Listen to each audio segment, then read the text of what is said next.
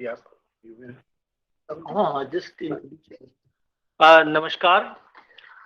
On behalf of Nehru Memorial Museum and Library, it's my pleasure today to welcome everyone to this distinguished lecture on Mahabharat, the civilizational text. We have the great honor and privilege of having with us today one of the most distinguished scholars and cultural personalities of the country, Professor Kapil Kapoor, with us.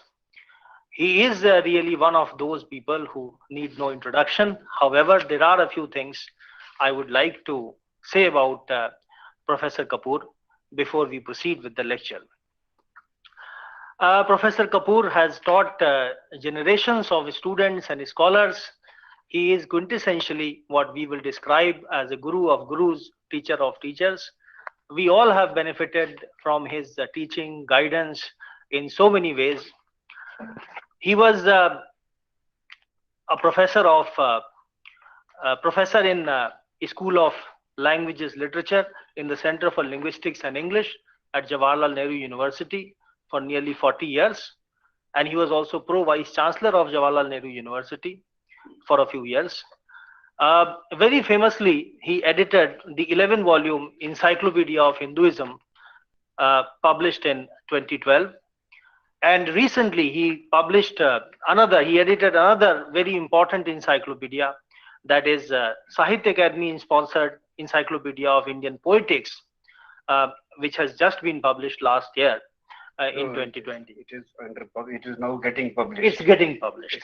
I stand corrected, sir. Professor Kapoor is chairman of Indian Institute of Advanced Study, Shimla. He is a member of the NMML Society and also a member of the Executive Council of Nehru Memorial Museum and Library. He is former Chancellor of Mahatma Gandhi Hindi University, Wardha. These are just a few of the things that I wanted to mention. The topic of his lecture today, and let me confess this lecture has been in the making for almost 1.5 years. I have been pursuing sir for very long, and he had in fact given time, but because of various exigencies arising, mainly Corona, but also because of many other things, the lecture had to be rescheduled. So it gives me immense delight that finally we are going to have this lecture today on this defining subject. It's such an important subject, Mahabharat, the civilizational text, because truly, as Professor Kapoor is going to tell us, Mahabharat is the civilizational text of India, because it has grown as the Indian civilization has grown, as the idea of Indian civilization has grown. People from all parts of the country, they have participated in a way in the Mahabharat, in the writing of the Mahabharat, in the composition, in the recomposition of the Mahabharat. So it is veritably the text of the Indian civilization. I believe this is what Professor Kapoor is going to talk about. It has grown from an initial book of 8,000 shlokas to 100,000 shlokas now, and that is the story of the growth of Mahabharat as a civilizational text.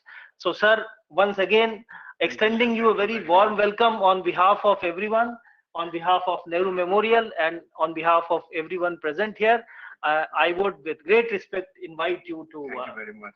deliver your lecture, sir. As the years have advanced, I have grown in indecisiveness. So I was thinking whether now I should start sitting down while talking, or I should still try to stand and talk. Let me begin by standing and talking. And then let me see if I have to sit down. I'll sit down later. And let me say one thing, Professor Kapoor is going to speak for an hour. At least. That is what he expects. You see, he remembers the JNU days. But sir, it's long past. I am now 82. And at that age, I think it requires quite a stamina to continue for that long. सबको मेरा नमस्कार, और वरिष्ठ विद्वान लोग जो बैठे हैं इसमें उनको मेरा विशिष्ट नमस्कार। और मैं, क्योंकि basically I am an interloper in these areas, kind of ghuspatiya. It's not basically a discipline to which I actually belong. But then as a cultural text, I think everybody is familiar with Mahabharata, and everybody is tempted at one point of time or another to, become familiar with it, thanks to B.R. Chopra ji, who really brought this text to the people. And everybody came to know at least the broad story, not only broad story, in fact, came to know a lot.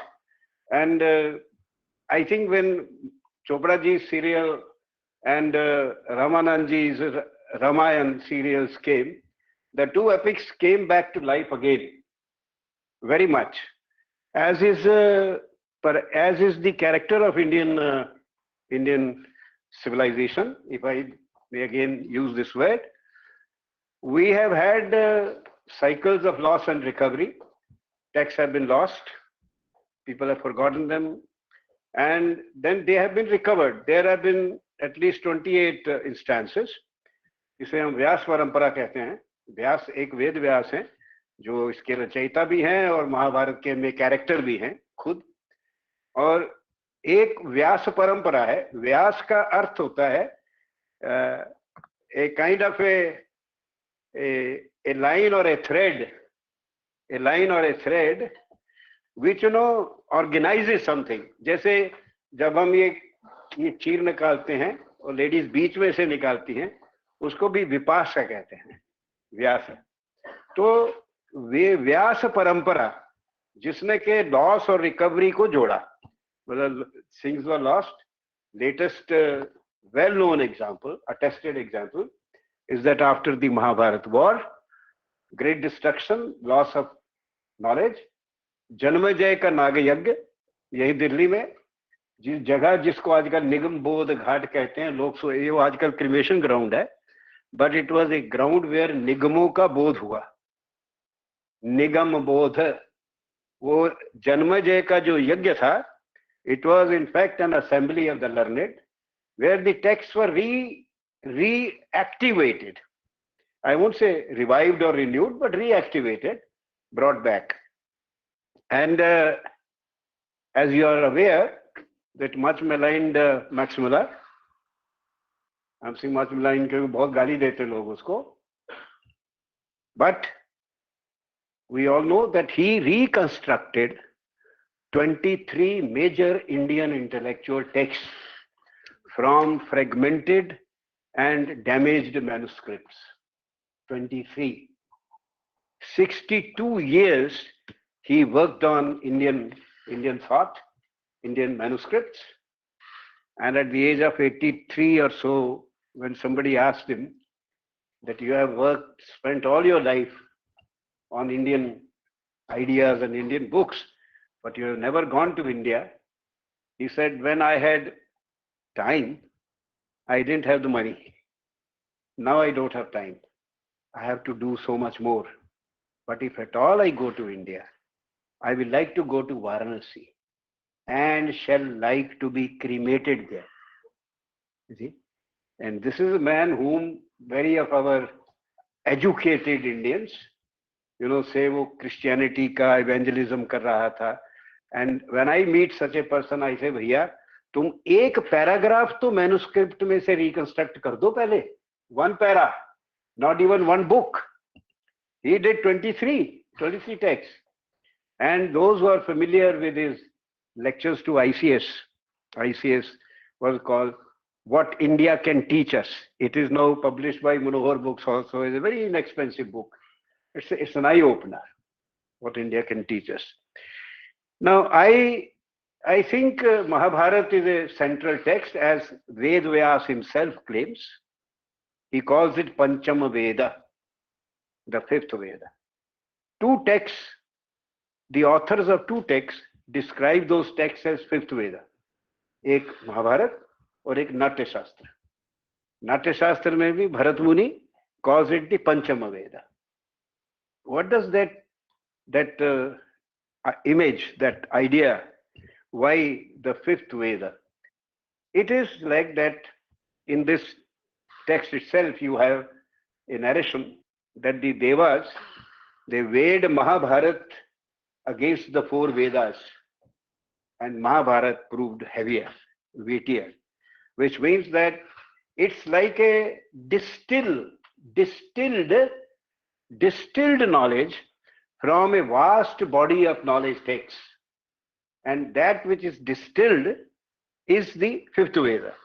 And it is done because it is not specified in Mahabharata, but in Natya Shastra, Bharat Muni says that Brahma is the Moola, the Guru, Moola Guru. Brahma called Bharat Muni and said that the age has decayed and degenerated. People's morals are gone, and now they don't have any awareness of any knowledge that the society has. So why don't you compose something in the language, ordinary language, so that people can understand, something that mediates between highly philosophical texts and the common people. And of course, they composed that play, Devasur Sangrama, as Natya Shastra में पहला जो composition है. इसी तरह Mahabharata was composed as a mediation between it. We must also appreciate that there is a large time gap between the events that are narrated in the Mahabharata and the composition of Mahabharata. You see, Mahabharata war, according to the astronomical dating, now by done Saroj Balaji. Saroj Balaji has an NGO and she is totally devoted to astronomical dating. She is done for Ramayana also. According to her, it is 3139 BC. 3139 BC. The war took place about 37 years before the Kali Yuga started. Now this is you see, as you all know, the astronomical dating can be matter of some discussion or debate also, because the astronomical configurations, the planetary configurations, they are cyclical. They come in cycles. Now, if the cycle is too large, say 25,000 years, then if you get that planetary configuration in the Mahabharata text, it is fairly reliable that this is the time and then of this combination. But if the cycles are short, small, say 50 years, 100 years, then there is problem. But this Mahabharata is a homological text. It is that the author himself has introduced, Ved Vyas ji ने खुद ही उसमें planetary configurations, major events के दिए हुए हैं, which helps you to date the events. See, and a support comes. India, we are basically not a very biographical people, so we don't keep actual dates and all that. But then you can reconstruct the time of an event or a text or an idea by internal references in the text, in this case astronomical, and by support which comes from other texts. Now, for example, Al-Biruni, writing in 1030, he came with Mahmud Ghazni. He says that the Kali Yuga began 4,232 years ago. Now, if you take out 1030, you get 2202. You did take out 37 because of the Kali Yuga, before Kali Yuga, and you get about 3,100. You have 3,202 to 4232 minus 1030. So you have something like 3,202, and take out 37, you get about 3,165. Fairly close to what the astronomical dating is. So we can be reasonably sure that this war was fought. We go by the astronomical data, and astronomical data says कि ज्येष्ठ की अमावस्या मार्ग शीर्ष महीने की आजकल अभी जो 4 दिसंबर आएगी, 4 दिसंबर, it will be equivalent to the 8th November of 3139 BC. So the war started on 8th November 3139 BC. And before the war started, about 10 days before that, Krishna had gone to Hastinapur to make his last effort for peace. And he was received very well, and by Duryodhan and others, and Dhritarashtra, and with great pomp and show, and also, but they would not talk about peace. When Krishna tried to broach the subject, they said, छोड़िए sir, खाना खाइए, जैसे आजकल हम कहते हैं ना, अच्छा चलो छोड़ो इसको, ये पॉलिटिक्स की बातें, चाय पीते हैं. So that was the attitude they adopted. कि ये छोड़िए, let's talk of something else.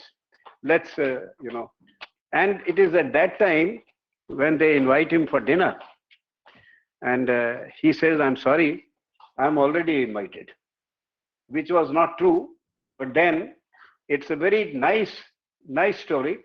All these texts, these are in fact magnificent collections of kathai, sub-narrative. Mahabharata itself is called the first Akhyana. Of the Akhyanas, Akhyana, और पंजाबी में अभी शब्द आख्या चलता है, कहा, आख्या. So आख्यान कहा हुआ, कहानी. So it's first आख्यान. So many stories. One of his that Vidur, who used to stay not in the palace but outside. His wife often used to tell Vidurji कि इतनी बार भगवान आते हैं, Krishna, because in Mahabharata, Krishna is self-conscious that he is an avatar. Ram in Valmiki is not self-conscious that he is an avatar, but Krishna is. So कहते भगवान इतनी बार आते हैं और यहाँ आप उनको एक बार घर लाइए, मैं उनको खाना खिलाना चाहती हूँ. तो कभी बात नहीं हुई, पर उस दिन, when it was the last day Krishna knew before the war is to begin, so he said, I am already invited. And he went uninvited to Vidur's house, knocked at the door, and his wife opened the door and she was stunned. And she lost her speech. And then he said, कि भाभी खाना नहीं खिलाओगी? You see, a very nice, beautiful story as a preliminary, because next morning, when Krishna is leaving, Karna escorts him out, and he tells Karna that 10 days from now, in the Margashirsha Amavasya, the battle shall begin. And then the battle began. And as you know, about 10 days after the battle began, something like 17th November, Bhisham Pitama fell. And according to today's date, 4th December, the war began. 13th December, Bhisham Pitama fell. And from that to Makar Sankranti, when the Uttarayan starts, Bhisham Pitama gave up his pran tyag kiye. There are, in fact, you can date many things. For example, that the Yudhishthira was about 70-year-old when the war was fought. And Bhima and Arjun Bhim was about 68 and Arjun was 66. And these Nakul Sahdev were about 64. And I have not been able to work out how old was Bhisham Pitama, because he was the grandfather. And he was a great grandfather. Now, great as an adjective. He was because his father, इनके father Pandu वगैरह थे, और पांडु वगैरह को वो ऊपर वाली generation उनकी थी. So I think he must be nearly 100, if not more, 90. And we know how deadly he was in the war, because his heart was on the side of the Pandavas, but because he had given the vow to Satyavati that I will protect the kingdom of your sons, he fought on the side of the Kauravas. And every day in the morning he will fire the first arrow over the heads of the Pandavas. And the Pandavas will fire their first arrow at his feet. So on the 6th day or so, 5th day, Duryodhan complains to him, बाबा जी, आप तो कुछ करते ही नहीं, आप हमारे commander in chief हो, वो वहां जाते हो, उनको आशीर्वाद देते हो, फिर ऐसे चुने 2, 4, 10, 12 इधर उधर मारे, और but your heart is not in it, and we can't change you as long as you are alive. We can't change you. He said, okay, tomorrow. And next day, I mean, around, I'm a little confused about whether it's the 5th day or the 7th day, but he killed lakhs of people. And such devastation he carried that Krishna told the Pandavas कि बाबा जी का कुछ इलाज करना पड़ेगा. If he has a free hand like this, the war will be over in 10 days. Another 3-4 days. We'll all be gone. So in the evening they go to, and they tell Draupadi, before they enter his tent, वो चूड़ियां खनखनाए बाहर से, और उन्होंने कहा सौभाग्यवती रहो, सौभाग्यवती रहो. तो उसने blessing lady for the life of 5 Pandavas. Then they entered, and look at the question. बैठे इधर उधर थोड़े कैसे हैं कि हम ये बाबा जी पूछने आए कि आपको मारें कैसे, how to kill you, you see. And he says that I don't use astras on women. Now Krishna got the idea, but Bhima and others, Bhima said जरा विस्तार से सब बताइए जरा. तो उन्होंने कहा छोड़ो छोड़ो, come, and Krishna took them out. And then, as you know, the Shikhandi episode, Arjun behind him, and as the arrows entered Bhisham Pitama's body, Bhisham Pitama told his charioteer, ये arrows Shikhandi के नहीं है, ये arrows Shikhandi के नहीं. But Arjun was a very reluctant fighter, and Krishna would again and again take the chariot towards Bhisham Pitama, but Arjun would, एक लगा दिया, एक इधर निकल गया कि जी रथ हिल गया था, ये ऊपर से ये झटका लग गया मुझे फ्लैग का बहाने.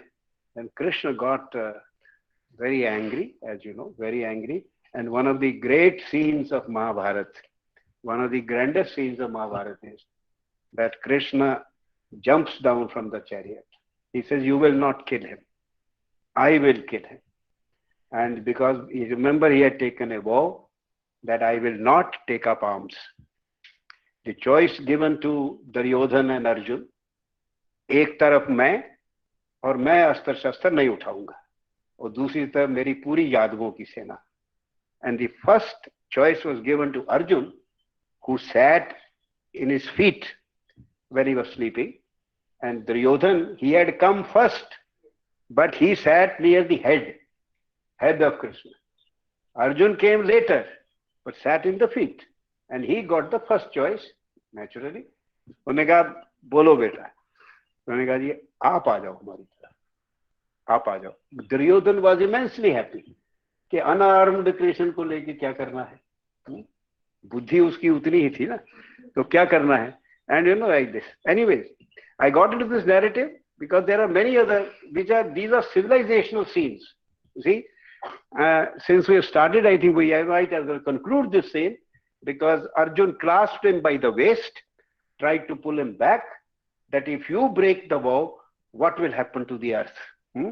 But he drags him, and as Bhisham Pitama sees Krishna coming with his disc, he had picked up a wheel of a broken chariot. See the wheel, and he was, and as Bhisham Pitama saw, he put down his arms and folded hands and said, आप बड़े दयावान हैं, आपने मेरी जो मैंने एक Waugh ली थी, वो आपने मेरी वॉ पूरी कर दी. मैंने ये भगवान से ये मांगा था कि मैं इतना बड़ा वॉरियर बनूं कि भगवान को खुद मेरे खिलाफ अस्त्र शस्त्र उठाने पड़े, और आप बड़े दयावान हैं, उसे पूरा करने के लिए आज आप ये आ गए. And then by that time he had cooled down, and Arjun dragged him back. So a first akhyana, it's first akhyana, and it's a dating is 3139 BC. I already told you. I started with this because as you know, most of our whole historicity is different. हमारा इतिहास is different. Meenakshi जी बैठी हैं, वो she is the scholar in this area. तो इनका, you see, we look at things. Our nature of evidence, historical evidence is different. You see, we don't look for documents कि municipality का certificate आना चाहिए रामचंद्र जी के पैदाश का, तभी पता लगेगा कब पैदा हुए, you know, like that. और क्योंकि a civilization which has a 700 years history, a country which has a 1000-year history, you see, they can have records. But a civilization which is more than 10,000 years, at least more than 10,000 years, maybe more. Even iron will rust into dust. You know, at that span of time, even the iron will rust into dust. We have evidence of 7,000 years. You see, recently Sonauli and then Mehrangarh and all that. So if by that time, 7,000 years ago, you had such technology to produce such artifacts, the preceding ages must have been enormous. कब से शुरू हुआ होगा? So the question of historicity, you know, people raise कि ये लोग कहते हैं कि ये तो ऐसी कहानी है, लड़ाई हुई नहीं थी, क्योंकि उनको जैसे ट्रॉय तो फाइनली मिल गया, पर कुरुक्षेत्र तो है. But somehow, you see, that visibility, they are not prepared to acknowledge. In fact, one very unexpectedly, a high official told me, how can you say 40 lakh people army fought in Kurukshetra? Kurukshetra is such a small town. I said, madam, it is not Kurukshetra, it is Kurukshetra. And a kshetra, there are 9 kshetras, it means an area. And Kurukshetra, Samant Panchak Kshetra, as it is also called, it extended from the Shivalik hills to beyond Sirsa, where the Saraswati river took a bend and formed a boundary between Haryana and Rajasthan. Almost, 150 kilometers across, and great depth. And very many people, local people, say that Sirsa is the phonologically changed form of Sirsaiya, that Bhisham Pitama fell there. And was Sirsaiya phonological change say over a period of time, it has become Sirsa. So races हैं जो mentioned हैं, लोगों के नाम जो हैं वही हैं जो लोग अब भी रखते हैं. Places are there all over. In fact, very near about let's say 40-45 kilometers below, south of Kurukshetra, you see, there was the Kanpur University, and there is a village, Sargathal. So I asked a very old man, okay, what is this Sargathal? He says, Swargasthal. कि यहाँ वो जब लड़ाई हुई थी ना जी, बहुत सारी खूनी सेनाएं थी. खूनी कहते हैं एक्चुअली को, वो हरियाणवी में खूनी, कितनी खूनी सेनाएं थी, तो उनमें से कुछ का ना यहाँ क्रियाक्रम हुआ था जी, सरगथल. So you see, look at the memory. हमारे लिए race memory. I also give the example of Maharaja Ranjit Singh signing his treaty with the Afghan Shah Shuja, and in that treaty, the first clause was Somnath के gate वापस करो. न सोमनाथ के gate 1024 में गए थे, और 1805 में महाराजा रंजीत सिंह, जिसने जेएनयू से हिस्ट्री नहीं पढ़ी थी, उसको कैसे पता चला कि 10 इलिटरेट आदमी था, नॉन लिटरेट आदमी था. But from where? Because it was in the consciousness of the people. It was in the consciousness of people. और वो गेट लगे हुए हैं, वो दर्शनी ड्योढ़ी में लगे हुए हैं, उल्टा के. हाँ जी, अब रिपेयर हो रही है जी. हाँ, लकड़ी गल गई है, क्योंकि उसके ऊपर चांदी थी ना, चांदी तो उन्होंने उतार ली थी, गजनी में उतार ली थी. पर गजनी जो शहर है, उसकी अपनी हालत उससे भी ज्यादा दुर्दशा है, गेट से भी ज्यादा दुर्दशा है गजनी की, वो जो शहर है गजनी वहां का. Anyways, that is another thing. So let's say the first thing that I wanted to say was this, that it's a it's a distinction to be made between the event and composition. I think the Mahabharata composition must have started not less than 1,000 or 1,500 years after the war. After the war. And it was like जो जिसको वो कहते हैं upagyata. Panini calls such literature upagyata. You know, rediscovered, recovered. Somebody, Ved Vyasa, you know, you see, this is a problem. Now, if Ved Vyas fought the war, and then Ved Vyas composed Mahabharata, and we are saying that, you know, between the two there is a gap, because it has got to do with the mode of our, you know, our discourse in our text. Bhagavad Puran, which is also claimed to have been composed by Ved Vyas. But if you read Bhagavad Puran, there are references to Yavanas, there are references to Indo-Bactrian kings which are much later, and yet we say that it is Ved Vyas. I think it's a mode. If we want to give authenticity to a text, that it is reliable, it's trustworthy, then we attribute to somebody who is in any case a very trustworthy author, like Ved Vyas. ये Ved Vyas का है. पुराण भी सारे Puranas are also attributed to Ved Vyas. So this is a mode, because oral tradition में, in fact, the author is anonymous. You see, we don't know, and the composition is serial composition. Serial. Every performance, every narration adds to the story, and gradually the story gets extended. You see, story gets extended, and the text gets extended. What Ravikantji was saying, Jaya Bharata and Mahabharata, you know, three phases at least are known. But even today, if in the Northeast, in the oral literatures of Northeast, you see where it's very rich in oral literatures are very rich in songs and stories, very rich, Geet or Katha mein.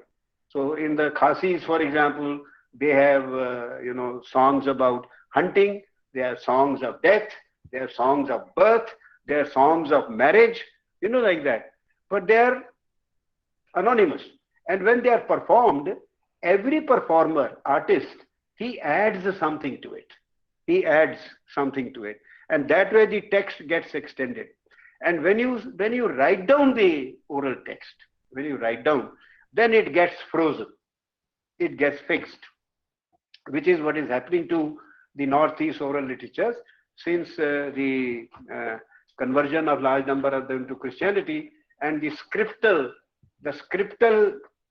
culture which has come in, you know, script, कि उसको लिखना है. We feel that if we write down something, we make it permanent. But then, even if you make a video, the character, because the video itself is also a freeze. It's a freeze. And the inbuilt dynamism of the text, which is there in the oral culture, will be lost in any case.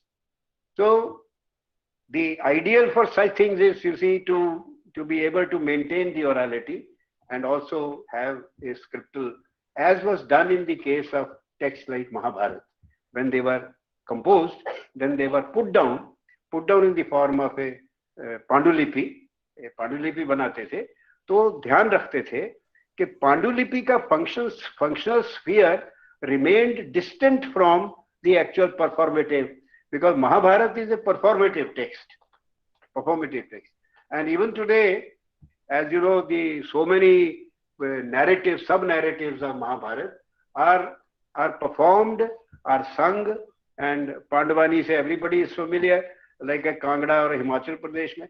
In Uttarakhand, there is a 3-month Mahabharata, you see, where hundreds of villagers, they move from one part to something like 80 kilometers away, performing the Mahabharata. So performative text, and remains an oral text very much so. Coming to its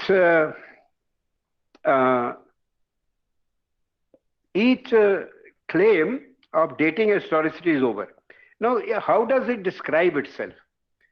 एक तो देखिए इसका one important fact which emerges from this is that not only the author, even the narrators are very complex. Narrators are embedded narrators. जैसे Ugra Shravaji, after going to Kurukshetra, he went to Naimisharanya. Naimisharanya, as most of us know, अगर आप express way से आगरा से लखनऊ जाएंगे तो रास्ते में नैमिषारण्य पड़ता है. उसका नाम नैमिषारण्य इसलिए है कि भगवान ने एक वायु उपनिषद इसमें वायु पुराण में कहा है कि मैंने एक निमिष में मैंने दानव बल का संहार किया. यहाँ वहां पे वो जगह जो थी वहां पे एक गुरुकुल था और शौनक ऋषि जो थे वो उसके कुलपति थे, शौनक ऋषि. और वहां इट वाज अपेरेंटली एक गुरुकुल फॉर सीनियर स्कॉलर्स. तो बड़े ऋषि मुनि इकट्ठे होते थे वहां पीरियोडिकली. उसमें उग्र श्रवा जी जाते हैं और उग्र श्रवा is a master of Puranas and also a great storyteller. It is said in the text कि कथावाचक व्यक्ति थे और पुराणों के बड़े ज्ञाता थे, पुराण के. तो उग्र श्रवा जी से वो सारे शाम को रिलैक्स कर रहे पूछते हैं कि सुनाइए आप कहाँ से घूम के आए हैं, कहाँ से आए हैं. तो उन्होंने कहा मैं तो समंत पंचक क्षेत्र, मैं पहले दिल्ली में था जन्मेजय के नाग यज्ञ में, और वैशंपायन ने महाभारत की कथा सुनाई. Vaishampayana was the second person who was taught the Mahabharata narrative. The first was the son of Vedvyasa, Shukdeva. And Vaishampayan narrated it to Janmejay, and Ugra Shrava heard it there. After hearing that of the Holocaust that took place in Kurukshetra war, he went to Kurukshetra and saw places around. From there he went to Naimisharanya. He says, I've come. And then they say, oh, okay, तब महाभारत की कथा वेद व्यास ने रची तो वो आप हमको सुनाइए, क्योंकि उसमें तो बहुत कुछ है. So I will now read out to you Mahabharat से ही why we call it a civilizational text. Because of its, a comprehensive knowledge it gives us about our country and people, and also what it tells about the ideals that this country has. The favorite image is a tree image.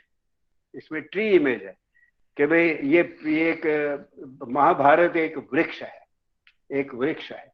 और इसके I think it's better to actually give you those, because narration में I may confuse a branch with the root, है ना, but they have a very clear idea of this.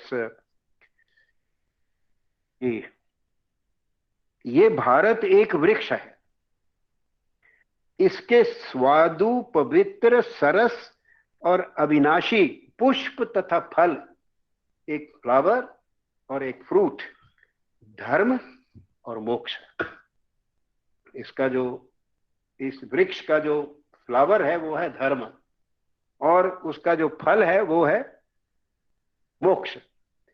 धर्म की चर्चा तो बहुत है इसमें, और जो Bhagavad Gita which is placed in the Mahabharata, because that was the best way to reach Bhagavad Gita to the masses. It was more because Mahabharata as a text, performative text, traveling across the country, known, a philosophical text will not have that kind of circulation. तो उन्होंने उसको महाभारत के बीच में ये create करके situation, again, in fact, the dilemma of Arjun, it is a dilemma which recurs in Mahabharata, and the dilemma is always of dharma. कि क्या धर्म के अनुसार है ये जो मैं करने जा रहा हूं या जो मुझे कहा जा रहा है. By the way, only two persons in the of all the characters, reflect upon what they want to do. One is Yudhishthir. He is always, के सोचता है कि हम ठीक कर रहे हैं कि नहीं कर रहे. Okay. You won't find Krishna does, but Yudhishthir is quite indecisive. He is not sure कि हमें लड़ना चाहिए कि नहीं लड़ना चाहिए, हमें शांति के लिए प्रस्ताव रखना चाहिए. वो कहते नहीं रखना चाहिए. The other person who thinks is Dhritarashtra. Of all the people, Dhritarashtra. He knows all through that what is happening is wrong. What is happening is wrong. But he is unable to act upon what he thinks is right. And after the war is over, after Bhisham Pitama died on the 10th day, Sanjay went to Dhritarashtra and narrated him the story of these 10 days and the death of Bhishama. And then Dhritarashtra tells Sanjay, because once Bhisham Pitama is dead, he says, now of course it's clear that we are lost. Kauravas are lost. And he repeat, इसको धृतराष्ट्र का जो विलाप है कि जब ये हुआ, जब इन्होंने अभिमन्यु को घेर के मारा, तो मुझे पता लग गया कि हम हारेंगे. जब मुझे पता चला कि कृष्ण उनकी तरफ है, in a sequence he starts, you see, and he says, Sanjay, don't think ill of me. I never wanted the war. But मैं physically blind तो हूँ, but I also became emotionally blind, and I could not bring myself to stop my son, the Duryodhan, from doing this. So this, the question of dharma, the central question of dharma, at the end of it, there is still indeterminacy. What is dharma? और हमारी tradition में बहुत clear, जैसे जो हमारे मार्ग हैं 3, ज्ञान, कर्म और भक्ति, they are answers to the question. Because when you say there are 4 purusharthas, dharma, artha, kama, moksha, then dharma consists in what? And the first answer was, it consists in jnana. And in the Upanishads, the answer is that dharma consists in jnana. And so you have people like, Nachiketa asking fundamental questions, and Satyakam Javali, you see, about truth. And it's very interesting because at the end of it, in Mahabharata, at the end of the Anushasana Parva, when Bhisham Pitama is to give up his prana, then the Kauravas and Pandavas are there, and he says, his message is, आप लोग हमेशा सत्य धर्म के साथ रहें. मतलब धर्म कौन सा? सत्य का, क्योंकि सत्य ही सबसे अधिक बलशाली है. सत्य धर्म के साथ रहें. ये विडंबना है कि वो खुद भीष्म पितामह सभा पर्व में, he was not able to do this. You see, in the Sabha Parv, when Draupadi appealed to him, क्या आप बताइए क्या ये धर्म है? तो इसे इसके तुम्हारे पति धर्मराज हैं, उनसे पूछो. He faltered. That's why for 40 days he lay on the bed of arrows. You see, because he knew it is a dharma, but he did not. And when he is asked in a minor episode, when Draupadi smiles when he talks about dharma, and she says, बेटी आप smile क्यों कर रहे हो? उसने कहा कि sir, उस दिन जब मैंने आपसे कहा था, तब तो आपने कुछ उत्तर नहीं दिया, और अब तो he says, he explains, I was caught between two. There the word dharma has the sense of duty. I was caught between two dharmas. I had given a vow to my mother. The mother was 1/3 or 1/4 of his age, Satyavati. You see, 1/3 is my mother. I had given a vow to my mother that I will protect her son's kingdom. If I had taken a stand there and then, the Kaurava kingdom would have been destroyed. और दूसरा धर्म था मेरा तुम्हारी तरह. I had to choose which dharma is for me now. What should I choose? And I chose the dharma that related to my mother. So that these are the dilemmas and indeterminacies where we are not able, and the text is rich because it is, for example, when Karna is to be killed, उसका पहिया रथ का अटक जाता है दलदल में, तो वो कहते धर्म के लिए. Then Krishna tells Arjun के मारो इसको, because he tells him उस दिन धर्म कहाँ गया था.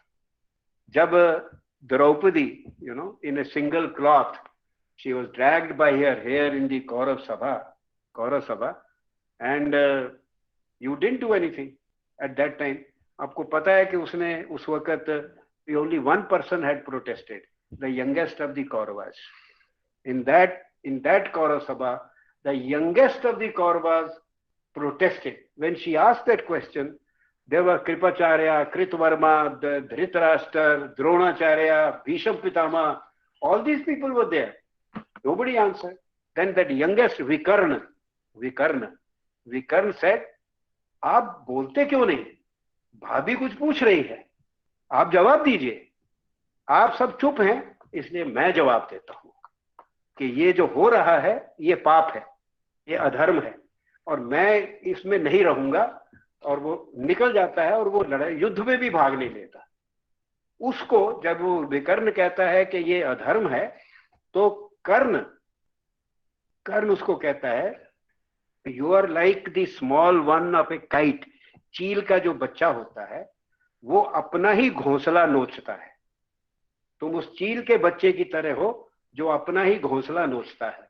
हम इतने बड़े बड़े लोग हैं, यहाँ हैं, हम नहीं बोल रहे, तो तुम क्यों बोल रहे हो? The people who sympathize with Karna, कि जी बड़ा बेचारा, उसकी माँ ने उसको बहला बहा दिया और वो बड़ा विक्टिम था, और दुर्योधन ने, should remember what was Karna's character. And also एक और भी है कि चाहे late, but mother is a mother. और Indian tradition में mother से ऊपर कोई नहीं होता, God भी नहीं होता. और ये ना हमारे धर्मशास्त्रों में, if somebody comes from outside to the village, say after 5 years, 7 years, 8 years, and he comes to the village and all the people are sitting there, all the old people of the village are there, the relations are there, elder relations, equal relations, and aunties are there, aunts are there, grandmothers are there, father is there and the mother is there. Then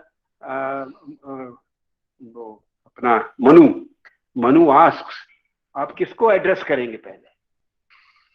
Faced with that. And when I asked in JNU, every person, तो मैं बताता हूँ कि नमस्ते जी, नमस्ते जी, नमस्ते जी, है ना? But no, Manu says, you will first go and touch the feet of your mother, and then do anything. तो वो जो धर्म उनको उस वक्त भीष्म पितामह को जिसने स्वे किया, तो वो ये था. So I was telling you about the tree images. You see, there are several tree images.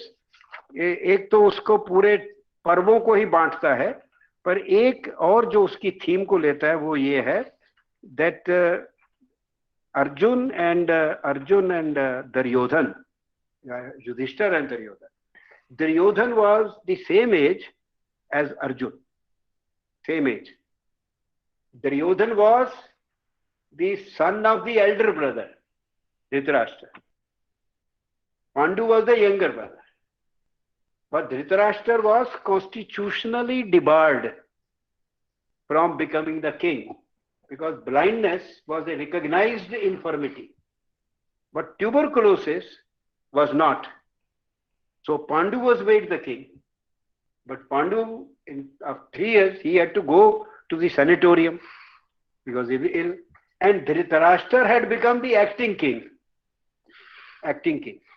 So Duryodhan argues that I am the son of the elder brother and I am not blind, and I am the natural son of my father.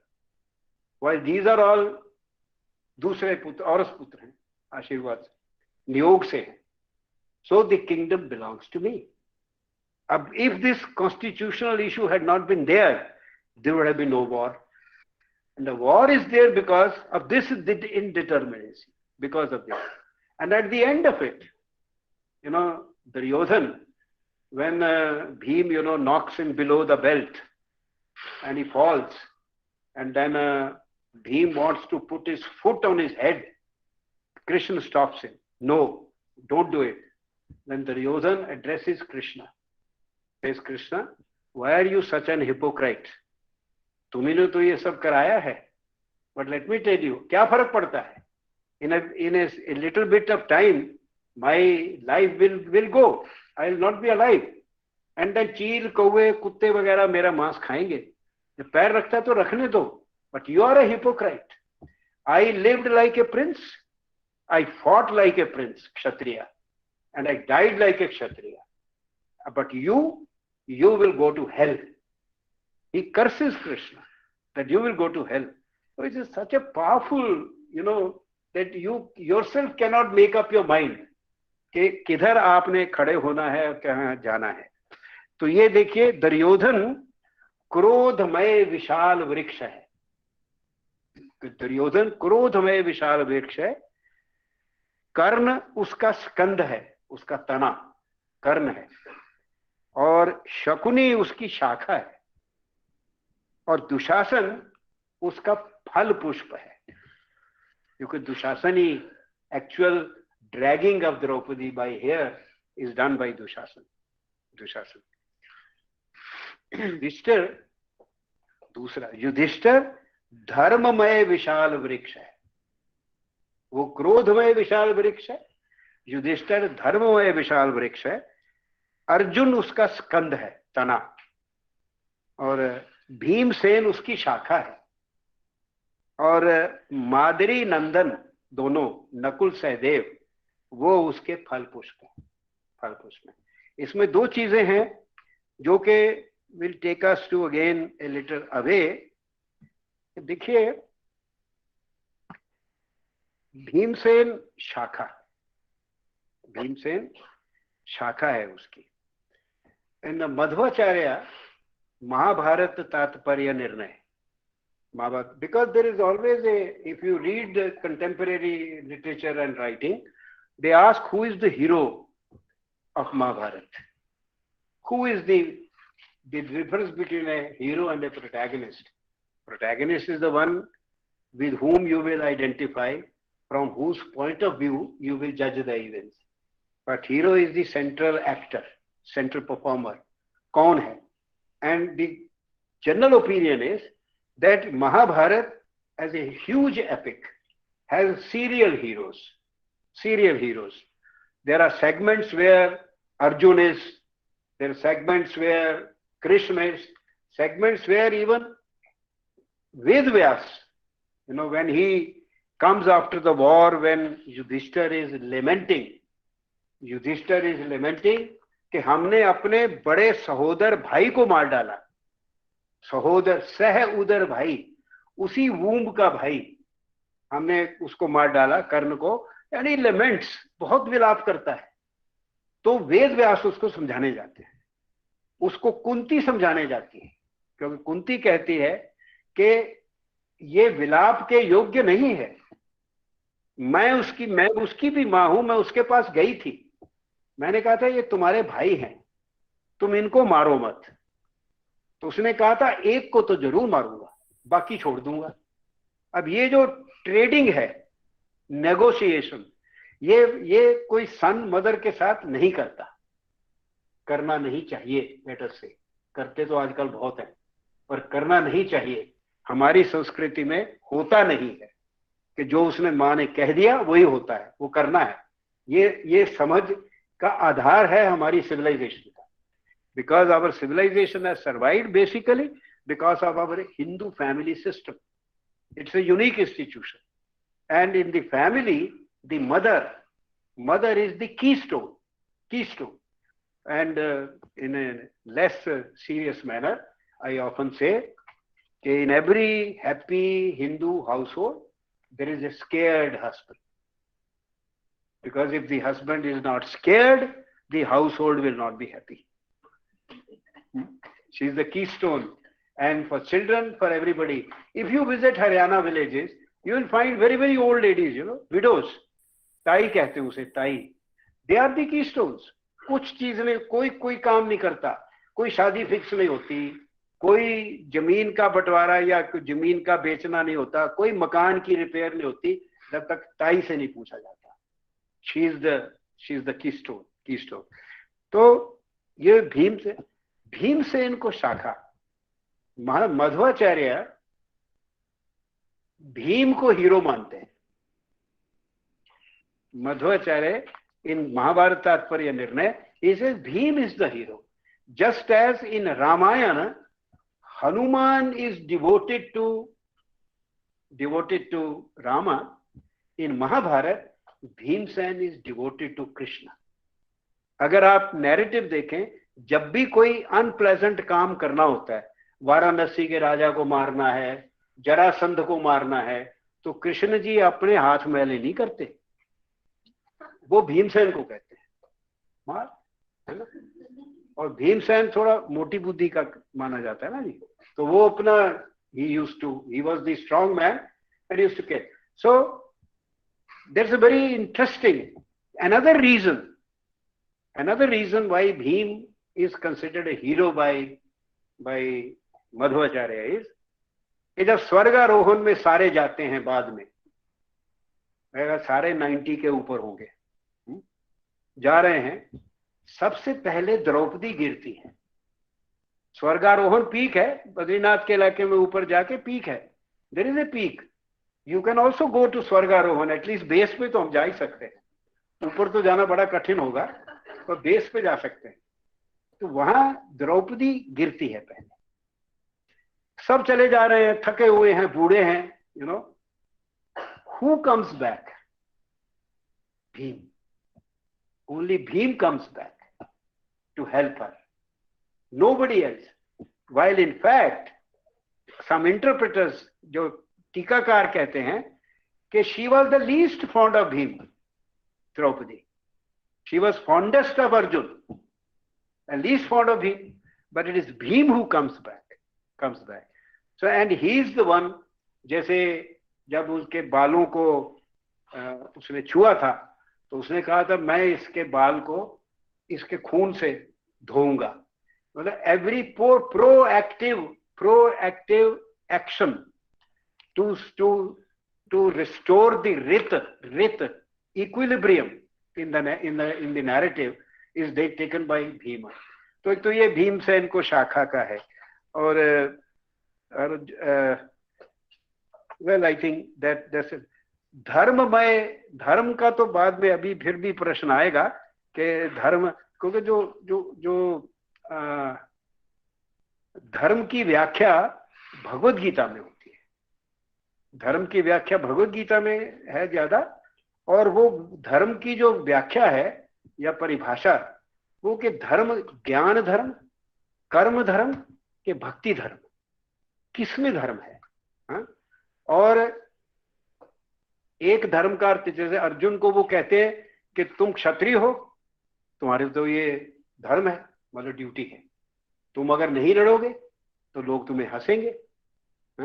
और ये जो जिंदा life और death की बात करते हो, मरना तो सबको है, और अगर इसके अपना धर्म निभाते हुए मरोगे तो श्लाघा होगी, और अगर विड्रॉ करके मरोगे तो लोग आपको बुरा भला कहेंगे. You will lose all. And in any case he says if you are worried about the people you kill, you should not, क्योंकि ये शब्द यूज करते हैं अशोच्य है, अशोच्य, unmournable.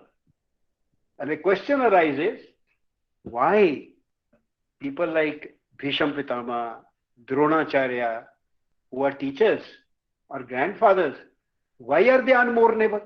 That you kill them, but they are not. They are unmournable. And Shankaracharya, in his commentary on Bhagavad Gita, gives an elaborate explanation of this, why they are considered unmournable. Krishna himself has answered that question by saying that वो जो ये वस्त्रों की तरह जीर्णानी, कि ये तो आत्मा तो रहती है, शरीर का बदलाव है, ये चेंज है, और इसमें कोई जो जिसे तुम समझ रहे हो, क्योंकि रीबर्थ होती है. You see, change means birth, death, birth. Birth, death, birth. So that sequence is there. So there is a finish. Okay. Next point that I like to take is about ये तो self description तो हो गया इनका कि वृक्ष का और उनका बताने का. But I will now come to why is it a civilizational text? Why it is considered a civilizational text? I will, number one, I'll simply take one by one. No other text is so much imbricated in the daily oral life of the people as Mahabharata. Culture में, folk culture में, उसमें, there is no other text which is imbricated in the life of the people. And it multiply relates to the society, multiply. Because normally people will say there is a reading function. क्या आपने महाभारत बहुत लोगों ने पढ़ा या नहीं पढ़ा? But Mahabharata does not relate only as a reading text. In fact, it is not a reading text. It's not so much a reading text. It has served mostly as a performative text. And as performative text, it has been a source of inspiration. It is a source of encouragement when the times are bad. It sets up ideals before you. You see, for example, the fact that this Krishna, Lord Krishna, telling कि तुम्हें युद्ध करना चाहिए और तुम्हें you have to kill your kith and kin. And you know Wendy Doniger, who said that this it's a text which teaches, you know, this warmongering. Krishna is a warmonger. That is what Wendy Doniger said. But the question is, and I did write to her, she didn't reply, that if you read Aristotle's Poetics, he raises a question. He says, if a character says or does something which you don't expect of him, then you have to ask yourself, why is he doing it and why is he saying it? Is it for some larger good? This is Aristotle. Is it for some larger good? And I think Wendy should have known, because Aristotle को अगर पढ़ा है, so the larger good was involved. What is the larger good in Bhagavad Gita? The term used is Lok Sangraha. Lok Sangraha. Welfare of the people. Welfare of the people. Welfare of the society. So it relates multiply in the sense. It's already 4:15, so please. Oh. Just start concluding. Okay. ठीक है. I will simply enumerate 5-7 points and then stop. Secondly, it's a multiple relationship to society. It's not a reading text. क्योंकि हमारे वो नहीं है कि आप light इधर जला के और सोफे में बैठ के कॉफी का कप लेके किताब पढ़ रहे हैं. ये उस तरह किताब नहीं है. ये it has to be seen, or it has to be heard. Enunciation, because it is a metrical text. It's a metrical text. छंदों में है. तो इसका basic function is performance, and it inspires. It has been a source of inspiration to many people. Bhagavad Gita particularly has been a source of inspiration in very bad times, when the society was suffering and there were people who wanted to protect the society. Then this text came in there. Third point is, it's a complex text. It is a kavya, poetry hai. It is a mahakavya. It's an epic. It is also a dharma shastra. And I don't have time to read from Ved Vyas' own description कि हम क्या चीजें इसमें, जैसे it has related to Indian life in multiple ways. Vyas himself says it has expounded righteousness, material goals of life, desires that the human beings have, the Shastras that help fulfillment of the threefold paths of knowledge, action and devotion, the science of medicine, the science of weaponry, architecture, the science of music, and such other worldly sciences has unfolded the secrets of Shruti, that is Veda Upanishad. Text has even expounded the meaning of the most esoteric Upanishads. All this has been done. So it's a mine. It's a mine of knowledge, mine of a source. Manas Gangotri ki tarah hai for knowledge of. That's why, as I said, it's a Panchubhed. Then it bridges.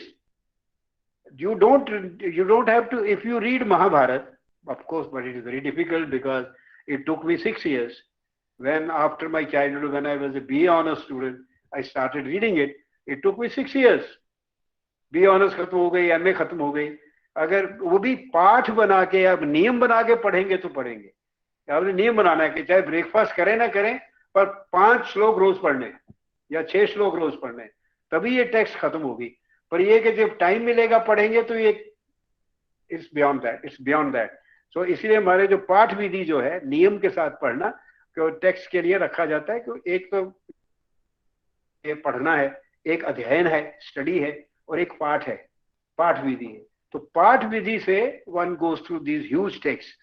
तो this is as read it.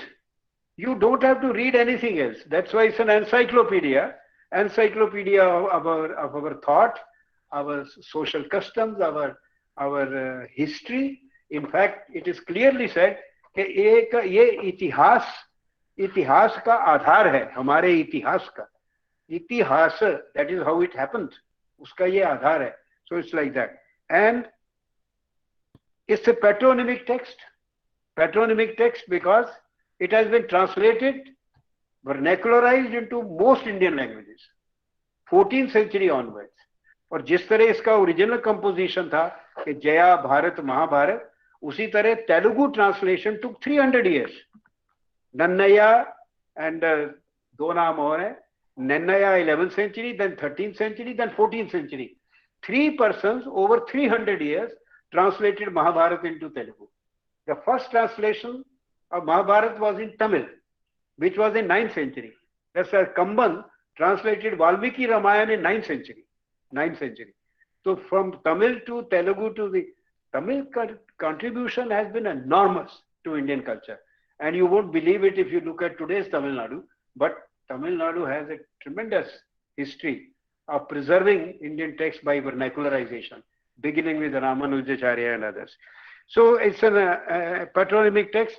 जैसे शिवाजी सावंत ने मृत्युंजय मराठी में लिखा, प्रतिभा राय ने पंचाली बोले उसको द्रौपदी पे लिखा, और अंग्रेजी में भी नॉवल लिखे गए बेस्ड ऑन दीज थीम्स. और एक फिल्म भी बनी थी जिसमें यही पांच भाइयों की कहानी और 2 भाइयों की कजिन्स की कहानी थी. So it has been rendered in different mediums, and it has been rendered into all Indian languages. So its impact on Indian literature and Indian life is obvious, evident. Most importantly, the Mahabharata, after Mahabharata, there was a churning of the ideas in India. And after Mahabharata, we have the rise of materialist skepticism. And we have names also, wo jo Shravan, jinko like Kesh Kambali, Ajit Kesh Kambali, Purana Kashyapa, they were die-hard materialists, you see. And after the war, because in the war, 40 lakh people died. Imagine, एक अक्षोहिणी सेना 2,18,000 soldiers थे. You see, इसमें 21,870 रथ, 21,870 elephants, 65,610 these 65 horses, cavalry, and 1,09,350 infantry. 2,18,000. 7 अक्षोहिणी, 11 अक्षोहिणी, 18 अक्षोहिणी. 18 is a very nice number. 18 दिन लड़ाई चली, 18 पर्व हैं और 18 लाख सोल्जर, 18 अक्षोहिणी सेना लड़ी. अभी भी ये शब्द हरियाणा में चलता है, खूनी. उनसे पूछो एक खूनी में कितने सोल्जर होते हैं, बोले कुआं खोद लो और सिंगल फाइल में लोगों को चलाओ, और जब वो कुआं भर जाएगा तब एक अक्षोहिणी सेना निकली. वो कुआं उनके पैरों की मिट्टी से जब भरेगा. But imagine more than 2,18,000 in today's terms. 2,18,000, one Akshoni is equal to one command of the army. Northern command, southern command, eastern command. उसी तरह चतुरांगिनी, artillery, armor, infantry and all that. So you can imagine कि कितने, and in that vast area, you see, where the warriors had to travel. For example, Trigarta वीरों से युद्ध करने गए तो 4 घंटे लगे उनको. अब 4 श्वेत घोड़े, अर्जुन कृष्ण जी जैसा charioteer, and it took you 4 hours to go to the place to fight the Trigartas. They must be 80 kilometers away. And Sirsa from the Kurukshetra, as the crow flies, is almost 120 kilometers away. So in that vast field, the battle waged. That's why only 8 बजे, इतने में से 8 लोग बचे, 5 पांडव और 3 कौरव, कृपाचार्य, कृतवर्मा और Ashwatthama. Only 8 people. Such a catastrophic. People lost faith in the Vedic values, in the Vedic system, and they questioned. It's very much like after the first war in Europe. The people questioned the Enlightenment project, the entire Enlightenment project, and Husserl and others. They said that what's the use of such reasoning and knowledge if you are to kill 1 million people in 5 years, 10 lakh people in 5. They're very low compared to what happened here in 18 days. In 18 days, the density of killing was so much. And it was a war practically involving the whole civilized world of the time. Because Shalya came from northern Afghanistan, Panjshir Valley, and Iran participated. अभी भी जो आपको division नजर आ रही है India में, अभी भी जो नेक्स्ट महाभारत है उसी लाइन पे होगी. North west and Madhya Desh. The only difference perhaps is that Pragjyotishpur के जो भागदत्त था आसाम का, he fought on the side of the Kauravas. Otherwise, the lineup is practically the same. And the intellectual churning in Panini's Ashtadhyayi, 28 philosophical systems are mentioned, 27 are atheistic, only one theistic system. But gradually the Bhagavad Dharma का उदय हुआ, Bhagavad Dharma का, and the choices from Jnana will come to Mahatma Buddha, culmination of skepticism. But he's a materialist, but he's an ethical materialist. And Mahatma Buddha is the culmination of that stream of ethical materialism, material skepticism. And he said, no, not jnana, karma. Karma mein dharma hai. Other directed, which is the theme in Bhagavad Gita also. दूसरे के लिए dispassionate, disinterested action for the welfare of others. That gives you Viveka Buddhi, discriminating intellect, which gives you the ability to choose right and wrong, and that gives you liberation, moksha, from suffering here and now. That is the argument in Gita. Then, so if somebody is to write someday the history of ideas, जो India का लिखा नहीं गया है, then Mahabharata is a watershed. How the Vedic way of life was in a way terminated. Thinking was terminated in the Mahabharata. But how it was recovered, and to what extent. And that is where, you knew the Sanatana Dharma ki jo ek monolith tha, it broke into first locally into Buddha, Jaina and other and local systems and sects and panths. And today, unfortunately, if you look around, I think the the Jat peasantry, I mean, I'm not talking of the political Jat peasantry, the genuine Jat peasantry still is the closest to the Sanatan Dharmic way of life, the rural agricultural way of life. But as you know, there are many political things happening.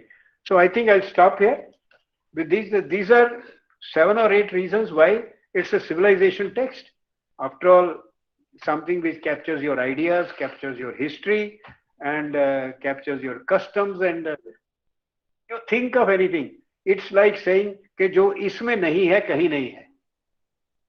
If which is not in Mahabharata, then it is nowhere else. Thank you very much.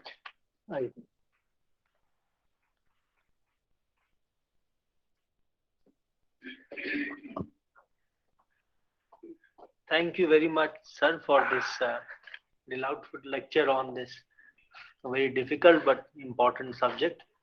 We are now open to only a few questions because time is already running out. Not necessarily questions, observations. Observations, discussions from all those who are present, whether here in the hall or online.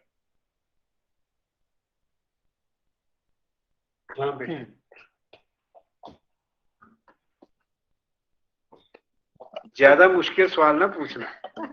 So thank you very much for this ecstatic lecture.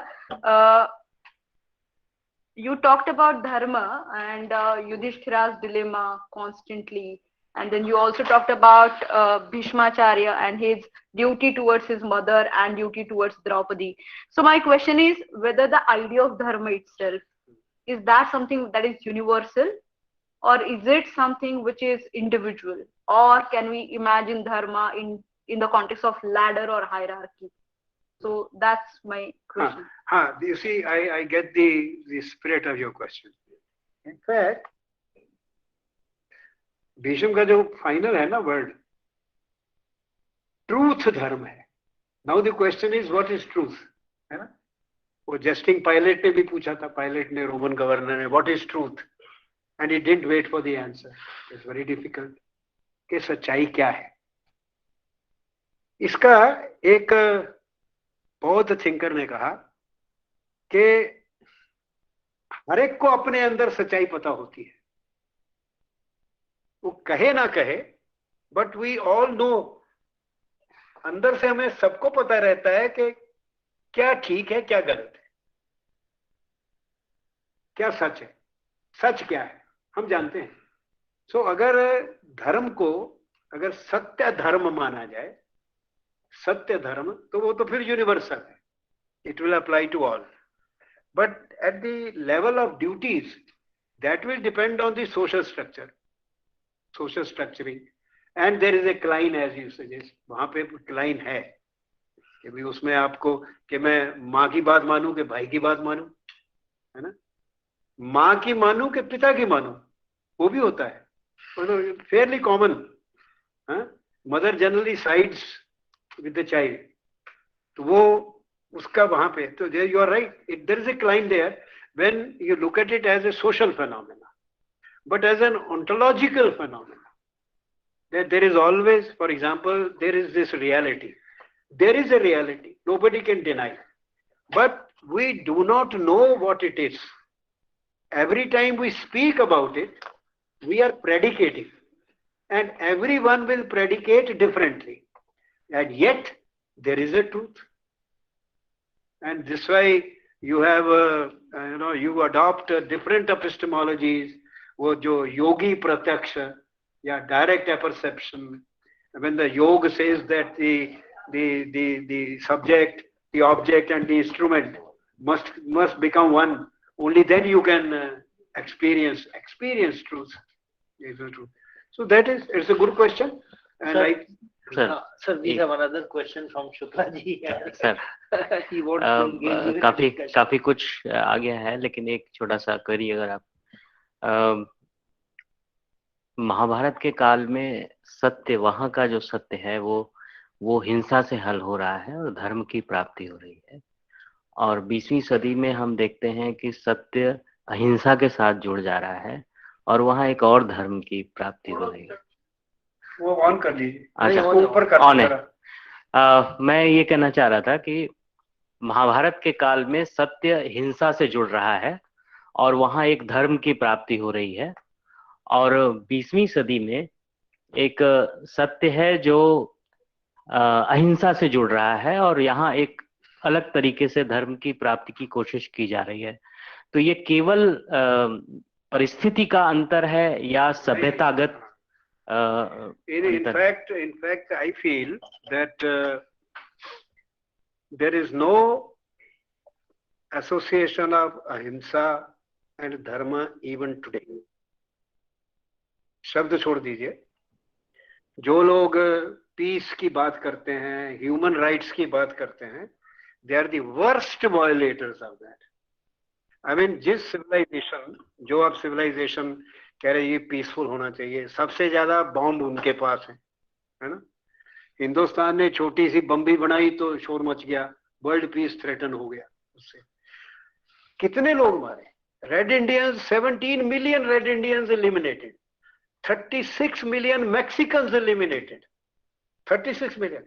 चलिए वो कहेंगे ये 18वीं शताब्दी 17वीं की बात है, but what about 1942-45? फैक्ट्रियां लगा के 5 लाख ज्यूस को मारा, 5 lakh, and not a single religious leader of Christianity objected. When Pope Pius was asked, you should say something, he didn't. ये अब 86 में जाके किसी ने माफी मांगी है, 86 में। कहाँ है हिंसा? फिर हमारे शास्त्रों में है कि अहिंसा परम धर्मा, यस, बट धर्म को जहां अधर्म हो उसमें फिर हिंसा ही धर्म है। जहां अधर्म है, क्योंकि आप, अब मैं आपको एग्जांपल देता हूं, 60 में जब चाइनीज आर्मी एंटर्ड तिब्बत, तो जो लामा थे उन्होंने कहा कि वो नदी है एक, कि नदी के इधर आप खड़े हो जाओ और 1 लाख बार ओम पद्मे हम बोलो, उससे वो चाइनीज चले जाएंगे। वो उन्होंने वो रात को नदी क्रॉस की, सब मार डाले।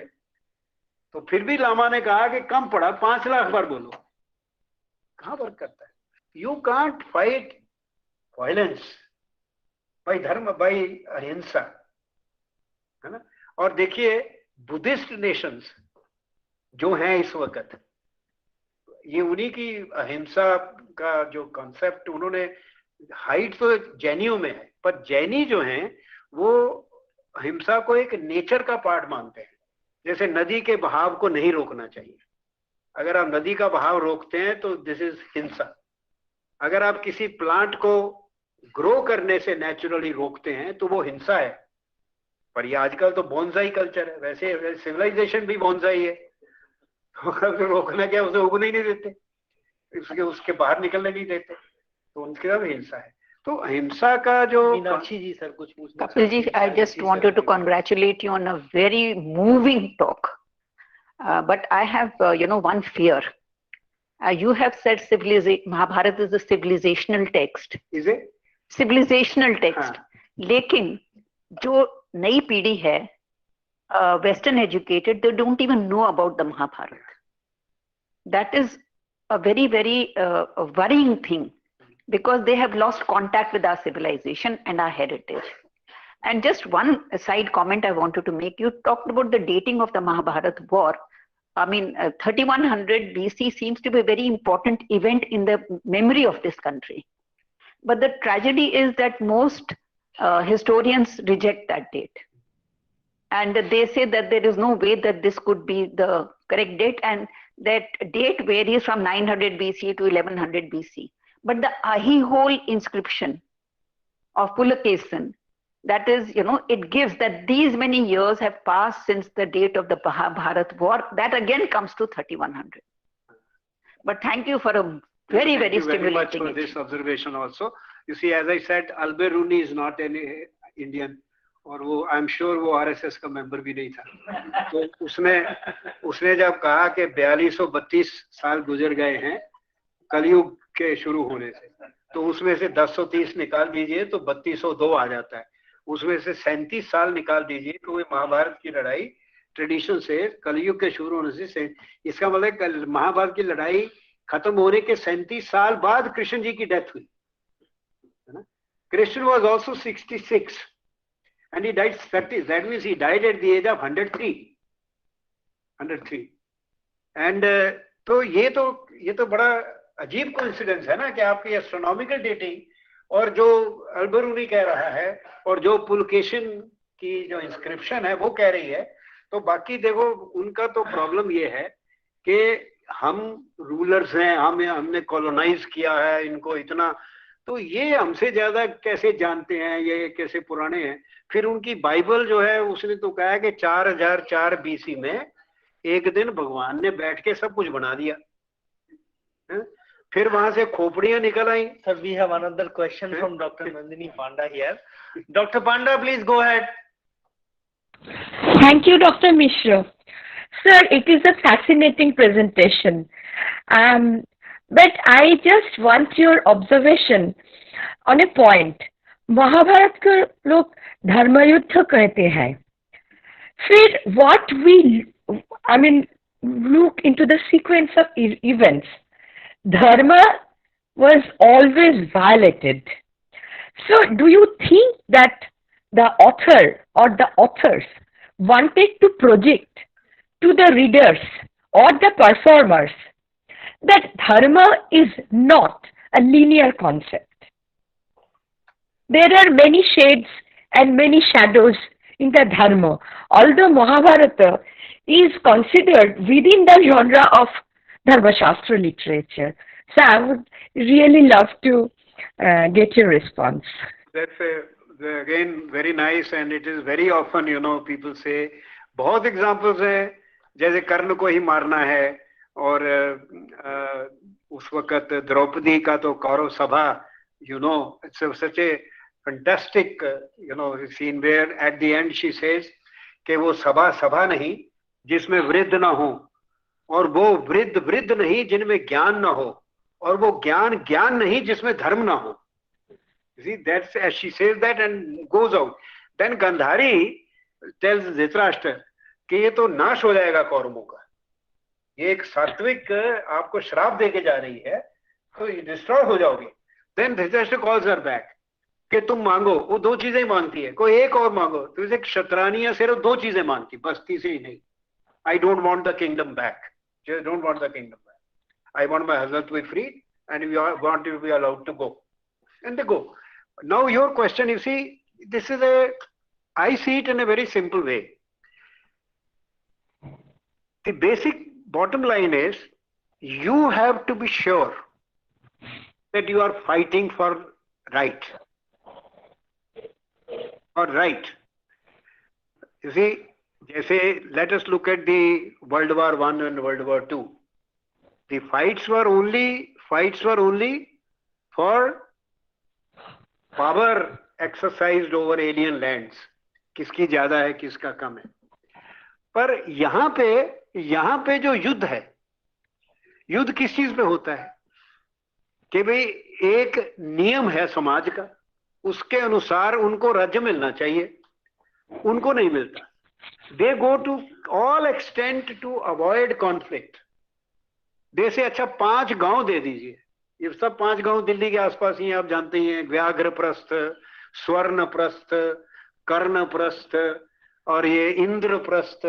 ये जो आजकल इंद्रप्रस्थ है, वो करनाल है, पानीपत है, पर्णप्रस्थ है, सोनीपत है, बागपत है. ये 5 गांव मांगे थे उन्होंने, गांव दे दिए. उसने कहा सुई के नक्के जितनी जमीन नहीं दूंगा. And he tells his father that I know what is dharma, I know what is adharma, but I am not interested. मैंने इनसे राज्य ले लिया है, अब दूंगा नहीं.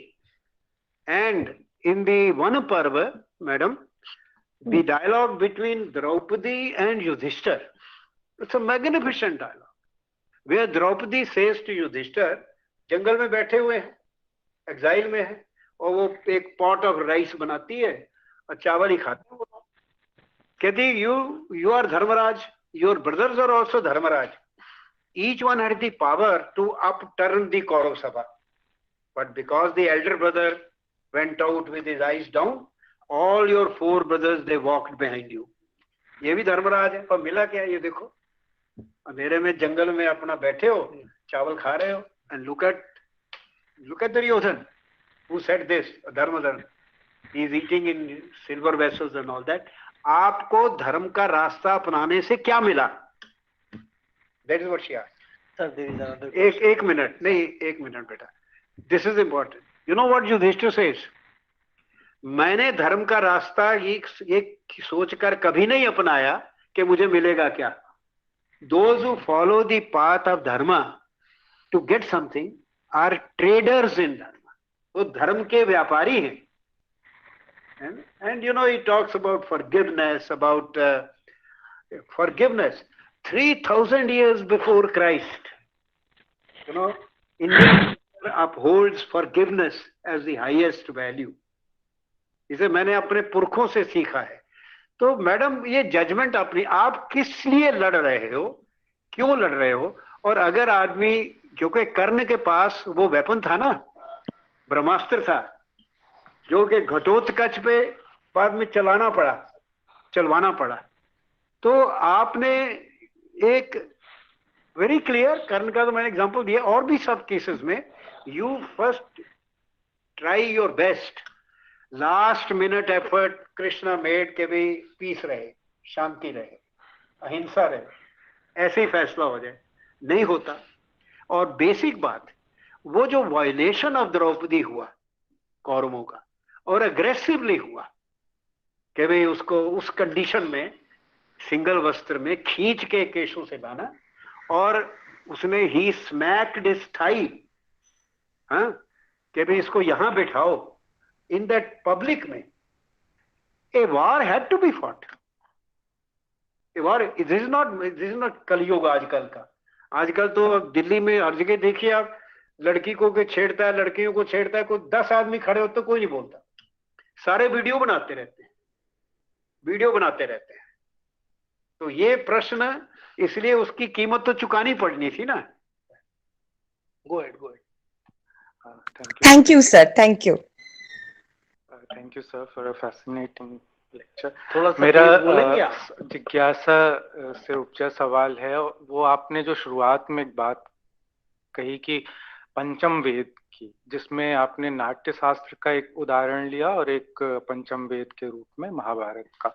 तो सवाल ये है कि जब हम सिविलाइजेशनल टेक्स्ट की बात कर रहे हैं, तो महाभारत को तो सिविलाइजेशनल टेक्स्ट के तौर पे देख रहे हैं, लेकिन नाट्य शास्त्र को क्या आप उसी रूप में देखते हैं, कैसे देखते? थोड़ा उस पे भी मैं चाह रहा था रोशनी. Well, in JNU I used to teach Natya Shastra also, and Natya Shastra is also a civilizational text, because आपका जितना फोक आर्ट, फोक परफॉर्मेंसेस जितनी हैं इस वक्त भी alive, because the tradition is not dead, we are dead. मतलब जो अंग्रेजी पढ़ लिख के हम भूल गए चीजें, पर देर आर 2 इंडियाज ना. Our education has created 2 Indias. वो जो दूसरा इंडिया है, जो 70% लोग, 80% लोग जो हैं गाँव वाले, उनको ये सब चीजें पता है, उनको पूरी महाभारत की कहानी भी पता है. उनको किसी ने ना बताया हो, उनकी दादी ने सुनाई होगी, किसी ने सुनाई होगी. हम लोग क्योंकि ऐसी सिचुएशन में है कि हमारी मदर्स जो हैं वो भी काम करती हैं, वाइफ्स भी काम करती हैं, बच्चों के लिए टाइम ही नहीं है, तो कहानी कौन सुनाएगा, उन्होंने भी नहीं सुनी हुई. तो ये Natya Shastra is also a civilisational text. You see why your Indian music, Indian dance, Indian drama, उसकी सारी first organised codified statement, instruments of music, first codified statement Natya Shastra में ही है. इट इज 2nd और 3rd century BC, है ना. तो I think we have absolutely the last question now. Sir, मैं academic background से नहीं हूँ, तो जस्ट ए स्मॉल ऑब्जर्वेशन. तो आप सियाने हैं इसका. हाँ सर, मैंने थोड़ा बहुत जो भी स्क्रिप्चर्स पढ़ा है, कोशिश करता हूँ संस्कृत में पढ़ने की. तो जो मेरा ऑब्जर्वेशन है कि एक उसका नैरेटिव पार्ट है, दूसरा उसका मैसेजेस पार्ट है, जो मैसेज देता है, वो मैसेज जो भी. हाँ सर, है. तो हम लोग बहुत ज्यादा जो नैरेटिव पर देते हैं, जबकि जो मैसेज हैं वो लाइफ के लिए वो दैट इज मोर इम्पोर्टेंट।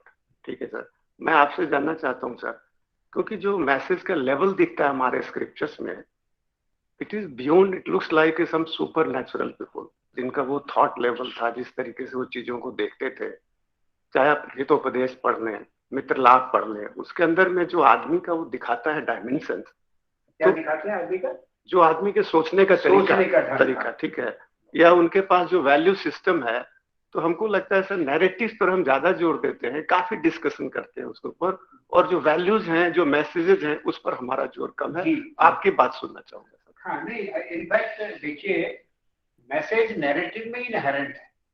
हमारे यहाँ थियरी बहुत कम बताई जाती है। जैसे जो मैंने नाम लिया सत्यकाम जलानी, अब उसका थियरी में तो एक सेंटेंस है, ट्रूथ मस्ट बी टोल्ड।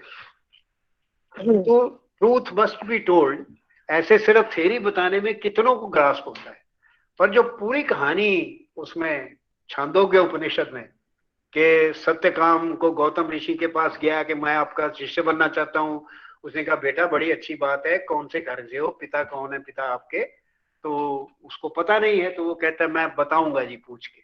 तो माँ के पास जाता है, जबला के पास, तो जबला कहती है बेटा I have served so many men in my life, I can't tell you who your father is, but I Jabala I am your mother, go and tell this to Gautam. And next day he goes and tells this, and what does Gautam say? He says your mother is a great truth teller, I have not seen anyone like her. You are even greater because you have not changed even a syllable of what your mother said. So इसमें truth की जो importance है वो तो इस narrative में ही आ गई ना। देखिए ऐसा भी है एक, if I can just add to what you are saying, कि ये बात जो आप कह रहे हैं कि केवल नैरेटिव पर चर्चा होती है, उसके मैसेज पर नहीं होती है, ये ठीक नहीं है। चर्चा की चीज जो होती है, जो विद्वानों की चर्चा होती है, इस प्रकार के आयोजन किए जाते हैं, वो स्वाभाविक रूप से उनकी दिशा एक अलग होती है। लेकिन हम लोगों ने महाभारत और रामायण को अपनी सभ्यता और संस्कृति में जीवन में आत्मसात किया हुआ है, उसको कोई बहुत ज्यादा चर्चा की आवश्यकता नहीं पड़ती है, वो हम सुनते समझते आए हैं, वो हमारे खून में चला गया है। हम बहुत सारी चीजें जीवन में जो निर्णय लेते हैं, जैसा सर ने कहा, उनमें वो अंतर्निहित है उनकी जो शिक्षाएं हैं। मैं ये नहीं कहता उस पर चर्चा नहीं करनी चाहिए, जहां आवश्यक नहीं हो, होती भी है, जहां आवश्यक है और जहां उसका अवसर है वो होती है और करनी नहीं चाहिए। इनका जैसे आज भी मेरे पास जो लास्ट सेक्शन था वो पूरा एथिक्स पे ही है। एक सोसाइटी और पॉलिटिक्स पे भी है, रिलीजियस सिस्टम्स पे भी है, पर इतना टाइम नहीं होता ना। तो ये तो जेएनयू में कोर्स दे रहे हुए महाभारत में, तो फिर रोज लेक्चर हो तो बाद में निकलता है। But I have a whole section on ethics, और एथिक्स के लिए जो basic Bhagavad Gita itself, you know, ज्ञान कर्म और भक्ति, और अब उसका ये जो डिवीजन हुआ उपनिषद में ज्ञान, और इसमें बौद्धों में कर्म, और पुराणों में भक्ति। Nachiketa protagonist of Gyan Dharma, and Bodhisattva the protagonist of Karma Dharma, and Hanuman the protagonist of Bhakti Dharma. ठीक है, but Shankaracharya in his commentary ये जो स्प्लिट आया इंडियन माइंड में ज्ञान धर्म भक्ति का, तो शंकराचार्य ने उसको समन्वय किया भगवत गीता के ऊपर कमेंट्री में, जो उनका गीता के ऊपर भाष्य है, कि ज्ञान युक्त कर्म ही भक्ति है। सर आखिर में एक दो बड़ी छोटी सी बातें मैं आपके सामने रखना चाहता था। एक तो सर ये जो हम बात करते हैं ये महाभारत के विषय में कि धृतराष्ट्र जन्मांध थे इसलिए उनको राज्य नहीं मिल सका, और Duryodhana was younger than Yudhishthira इसलिए उनको नहीं मिल सका, क्या इसमें कहीं ना कहीं ऐसा नहीं है कि ये राज्य के उत्तराधिकार से संबंधित जो नियम हैं, जो जिसको हम लॉ ऑफ प्राइमोजेनिचर कहते हैं, महाभारत से ये साफ दिखाई देता है कि वो लॉ ऑफ प्राइमोजेनिचर वेल एस्टेब्लिश्ड नहीं था। क्योंकि लॉ ऑफ प्राइमोजेनिचर वेल एस्टेब्लिश्ड नहीं था and it was coming into existence, तो स्वाभाविक है कि उसमें झगड़ा होना जिस प्रकार से हुआ, कोशिशें सारी की गई कि ना हो, लेकिन जब लॉ ऑफ प्राइमोजेनिचर एस्टेब्लिश्ड नहीं था तो बाद के पीरियड में स्टैब्लिश हो गया, उससे हम पीछे का तो जाकर नहीं कह सकते कि उस समय स्टैब्लिश था। तो स्वाभाविक है कि दोनों को अपनी अपनी जगह पर कहीं ना कहीं लग रहा था कि truth is on their side. मतलब धर्म का ये भी जो एक क्या कहना चाहिए, एक गूढ़ तत्व था दोनों की साइड में। और दूसरी सर, मैं एक बात मेरे माइंड में ये बड़ा प्रश्न है, क्योंकि आपने जो माता के बारे में सारी बातें कही वो तो है ही सही, लेकिन प्रश्न ये उठता है कि आपका मैं जानना चाहता हूं व्यक्तिगत मत क्या है कि इस भारतीय परंपरा में आप भगवान परशुराम को कहाँ रखते हैं, जिनका मतलब हमारी पूरी भारतीय संस्कृति में एक वही हुए जो मातृ भक्त नहीं थे, वो पितृ भक्त थे, और उनको एक परंपरा में भगवान का अवतार भी माना गया है, और उनकी मतलब पूरे देश में बड़ी प्रतिष्ठा है हर सब तरीके से। तो मैं आपका व्यक्तिगत मत जानना चाहता था कि आप भगवान परशुराम को कहाँ रखते हैं? ऐसा है कि मेरा व्यक्तिगत मत तो इतने बड़े इशू पे मैटर नहीं करेगा, पर जैसे हमारे यहाँ एक कॉन्सेप्ट है प्रातः स्मरणीय पंचकन्या, है ना, जिसमें 2 और 5 लेडीज जो who violated the social norm, है ना, तारा, अहल्या, कुंती और 2 और हैं, मंदोदरी एंड 1 more, 5 हैं। अच्छा, इन्होंने सोशल लॉ वायलेट किया, बट हमारा समाज इतना इंटेलेक्चुअली, मतलब क्या कहना चाहिए, ब्रॉड माइंडेड कहिए या वेल कंस्ट्रक्टेड है कि हमारी परंपरा ने उनको प्रातः स्मरणीय कहा, प्रातः स्मरणीय पंचकन्या। इसलिए यहाँ कोई एक लॉ नहीं है कि ये लॉ है, ये लॉ नहीं है, लॉ है ये एक मतलब एक लाइक ये ऐसा समाज के लिए जरूरी है, अच्छा है, होता है, होना चाहिए, और ज्यादा एग्जांपल्स वही मिलेंगी, but exceptions some of them. आपके अगर चारवाक जो हैं, जिनको हम डाउन राइट एंटी वैदिक कहते हैं, माधवाचार्य का सर्वदर्शन संग्रह में पहला चैप्टर चारवाक पे, उनको एक्सेप्ट कर। श्रमणों को भी ऋषियों की कैटेगरी, चारवाक भी ऋषि है। तो इस तरह ये जो उनका जो अपना परशुराम जी का तो जन्म क्षत्रियों के संहार के लिए हुआ था, है ना, तो उन्होंने तो क्षत्रियों का संहार किया जी, लेकिन वो माता और पिता वाला जो प्रश्न है सर, ठीक है, अब उनका अपना क्या है सर्कमस्टांसेस है, जिसमें we have to try to understand.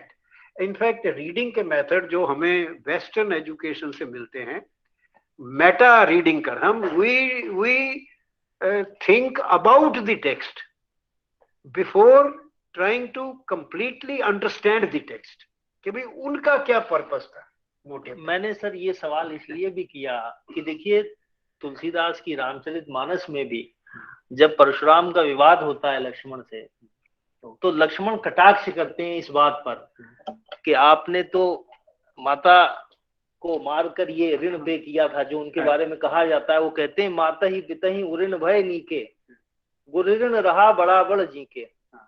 मतलब you repaid the debt of your parents very well, but the debt of the guru remained। तो वो अब आप हमसे झगड़ा करके पे करना चाहते हैं। तो ये कॉन्ट्रडिक्शन हमारी संस्कृति में मतलब कहीं ना कहीं दे आर एक्सेप्टेड।